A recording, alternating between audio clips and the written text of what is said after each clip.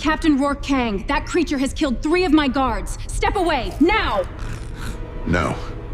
The docking bay of the UES Stargazer smelled like cold metal and recycled oxygen, the particular scent that Commander Lino Ortiz had come to associate with bad days.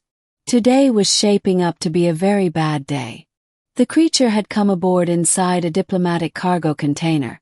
A misunderstanding, according to Ambassador Vel, that's of the Nharr Collective, though his long gray fingers were trembling too much for the explanation to be entirely convincing.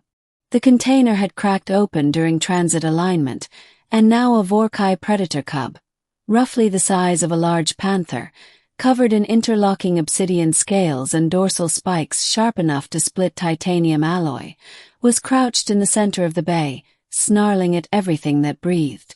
3 of Veldetz's honor guards were already down. Not dead. The cub had pulled back before the killing bite each time, which, according to Nharr biology records, meant it was frightened rather than hunting. That was the only reason Ortiz hadn't called a full containment purge. The other reason was Captain James Rourke. He had walked into the bay alone. No weapon. No armor. Just the dark navy dress uniform he'd been wearing for the diplomatic dinner that was now very much cancelled. A silver Stargazer insignia pinned neatly to his chest. "Sir, please," Ortiz started. "Seal the bay behind me," Rourke said quietly. "Don't open it unless I say so." Scene 2. The Captain and the Cub. Rourke stopped 6 meters from the Vorrkai cub and crouched down slowly, not onto one knee, but low enough to shrink himself, to make his silhouette smaller against the blue-lit bay. The cub snapped its jaws. The sound was like 2 steel plates slamming together. Rourke didn't flinch. Behind the sealed observation window, Ortiz watched with her hand hovering over the emergency control panel. Beside her, Ensign Deo kept refreshing the Nharr species database, as if the answer to what is the captain doing might suddenly appear between the behavioral notes. Ambassador Vel that stood apart from them. His elongated skull bowed, gray fingers pressed together. "This is a mistake," he murmured. "A Vorrkai in distress does not distinguish between threats and comfort. It only knows teeth." "Your captain," said Ensign Mira Solis quietly, "doesn't seem to know that." "Or," Deo said, watching the feed, "he doesn't care." Scene 3. The bit. Rourke extended his hand. Not a command gesture. Not a dominant posture. Palm slightly down, fingers loose.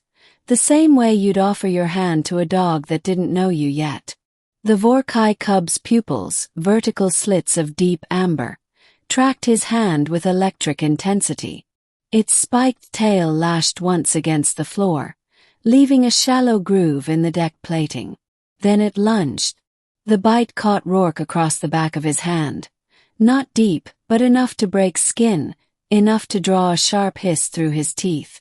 Behind the glass, Ortiz slammed her palm toward the control but stopped herself. The cub had bitten. And then it had stopped. It stood there, jaws still touching skin, and it did not close them further. Rourke looked down at it. His face was calm. Not the practiced calm of someone suppressing fear, but something quieter than that. Something that looked impossibly like recognition. "I know," he said softly. "It's loud in here. Smells wrong. You don't know where you are." The cub's growl dropped half a register. "You're not a monster," Rourke continued. "You're just lost."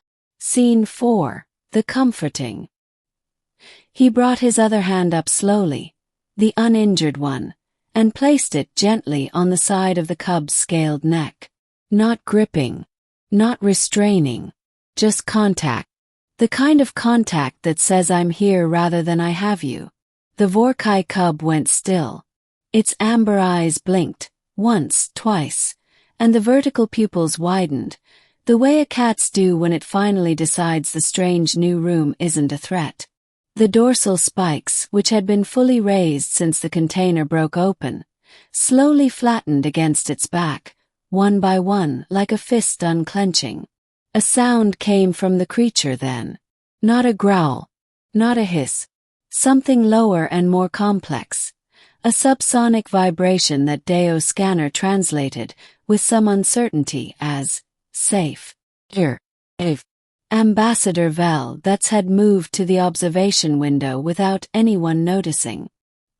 His large dark eyes were fixed on the bay below, his expression unreadable in the way that Nharr expressions usually were, but his fingers had stopped trembling. "In 40 years of diplomatic contact," he said quietly, to no one in particular, "I have never seen a Vorrkai cub still itself for anything other than its bonded parent." Ortiz exhaled for what felt like the first time in 10 minutes. "What does that mean?" Valdez was quiet for a long moment. "It means your captain has just been adopted." Scene 5. Aftermath.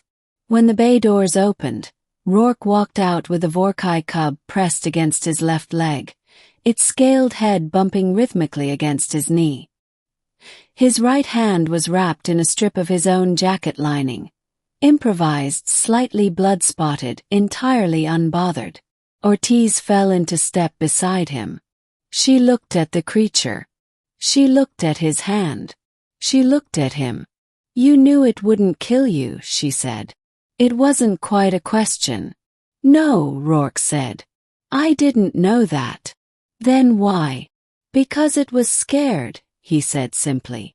"And scared things need someone to not be scared back at them." Ambassador Valdez approached and lowered himself into the formal Nharr bow. Not the diplomatic half-bow that Ortiz had seen him offer to 3 admirals and a senator, but the deep bow, the one reserved for those the Nharr considered something more than allies. "Captain Rourke," Valdez said, "I came aboard this vessel expecting to negotiate a border treaty. I did not expect to witness something my people have not seen in over a century." He paused. "The Vorrkai bond is not symbolic among our worlds. Carries legal and spiritual weight. What happened in that bay will need to be reported to the Collective Council." Rourke looked down at the cub, which had sat on his boot and was now watching Valdez with cautious amber eyes.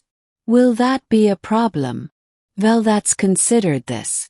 "It will be complicated," he said, and something in his tone suggested that complicated was the closest the Nharr language came to miraculous.